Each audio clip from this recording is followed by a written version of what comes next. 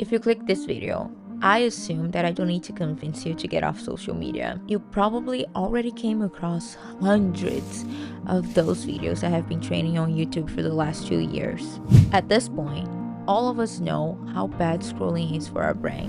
Especially after watching these videos, I bet you felt so guilty every time you spent hours scrolling and didn't get anything meaningful out of it. Trust me, I've been there too many times before.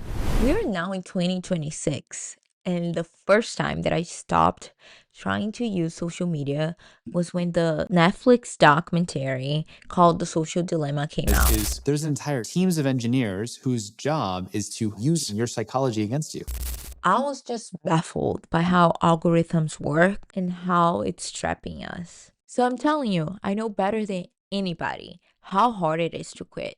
And I can also tell you that quitting was the best thing I've ever done for my brain. Like, seriously. I even tried to go an entire week without scrolling and filmed everything and posted it on YouTube. So if you want to check that out, it's gonna be right here. All of that just said that if you have been trying for a long time, maybe even 6 years, it's okay.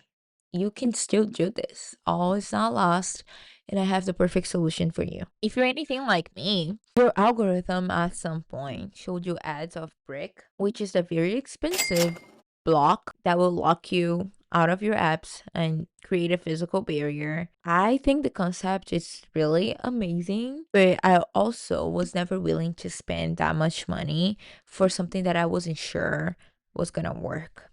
I never stopped trying to find solutions to stop using social media.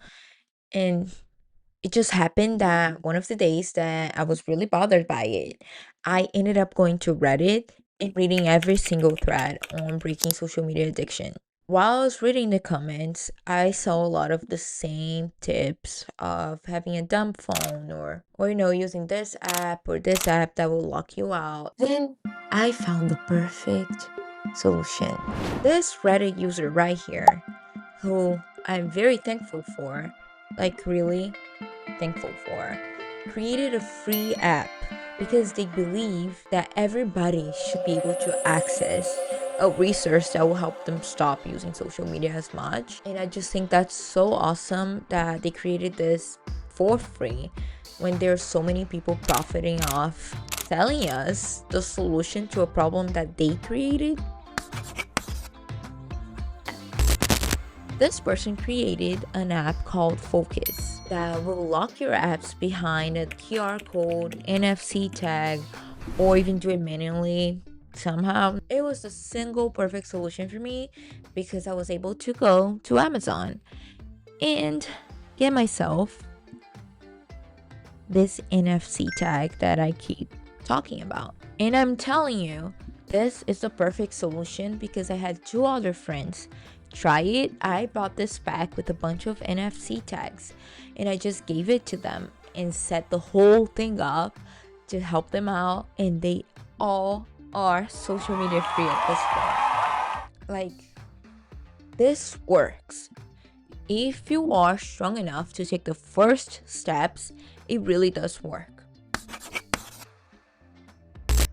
In this app, you can create a schedule and have your phone lock all of your distracting apps all at once every day at a certain time, or maybe not even every day. You can just block off Monday through Friday, or at least Monday through Friday, 9 to 5, whatever it is that you need. You can personalize the whole thing. I know the whole schedule thing might sound a little counterintuitive when we're talking about breaking an addiction, but I really do think that starting slow is the best way. At least for me and my friends, we all started with a schedule. We gave ourselves an hour a day to use those apps. But what happened to us after a month or two is that because we couldn't access it throughout the whole day and we weren't so distracted and we were actually busy and productive and back to our hobbies, we just didn't care about the schedule anymore. Like, when we got to that hour where we could use social media, we were kind of like, I don't need this. And ultimately, that's where I ended up. I didn't delete my Instagram for a long time because I liked to go in and post a few pictures and be like, haha, this is how my life is now. But because I did stop using it so much and was so over it, I ended up deleting the whole account because there were so many DMs that were left unanswered, and I didn't want people to think I was ignoring them. And that was so good for my friendships, actually, because we had this illusion that we were keeping up with each other's lives through stories. And so we would see something happen, be like, oh my gosh, that's so amazing. Oh, how's that going? Or whatever that was. But we didn't really talk. So now that I'm not on Instagram anymore and I don't see things anymore, when my friends come back from trips, I'm like, hey, show me everything. Tell me about it. How was this day? Or, we have better conversations because I don't think that I know how a trip went just because I saw my friends' stories. Let me tell you what I did. I created a weekday schedule where I just didn't have a lot of access to any social media. And then I created a weekend schedule where I did have access for a few hours, like 2 or 3 at first. Now I don't use anything. But at first, this is what I did. I put this tag right here on my fridge. Now, why did I put it on my fridge, you may ask? Well, the thing is, willpower is a terrible system. Friction, though, is a better one. Think about all the times you thought about doing something and then stopped because you would have to get up, you would have to walk to another room and get it. Like, you really have to want to do something to do that. And that's why mine was on my fridge, because the kitchen is the place that I go through the least when I'm relaxing. And when I'm relaxing, that's when I'm most tempted to use social media, right? And in my particular case, I am on a two-story townhome. So I spent a lot of time in my room, and I knew that if I wanted to open Instagram, I would have to go downstairs, get to the kitchen, unlock the app, and then go back in. And that friction was enough to stop me. And honestly, it worked 95% of the times. And I'm not telling you to put yours in the fridge if you're in a studio and your fridge is right there, but just make it hard. Put it on the highest shelf of your closet, hide it in a drawer that you just don't really like going through. Put it in like the deep end of a bathroom cabinet. I don't care. Oh, hi, baby.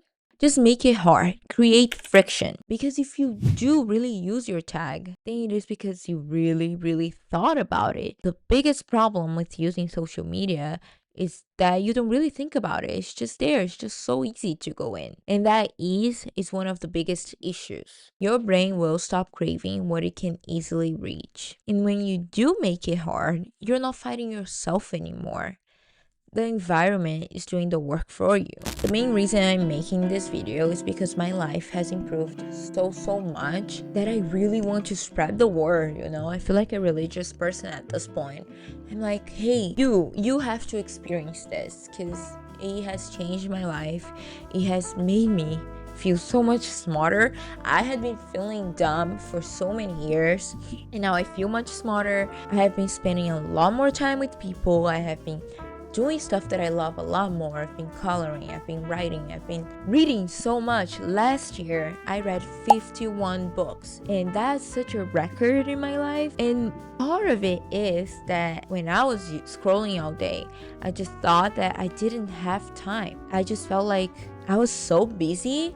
When I'm not scrolling, I find that I have so much free time. Now listen, this is what worked for me, and I'm really hoping that it works for you. And if you've tried everything else, honestly, what is $1? What is a printed paper of QR code that you can hide somewhere to add friction between you and your social media apps? If you have tried this for a few months, I would love if you could come back to the comments and share your experience, because it would make me the happiest person alive to see that even just one more person was helped by this.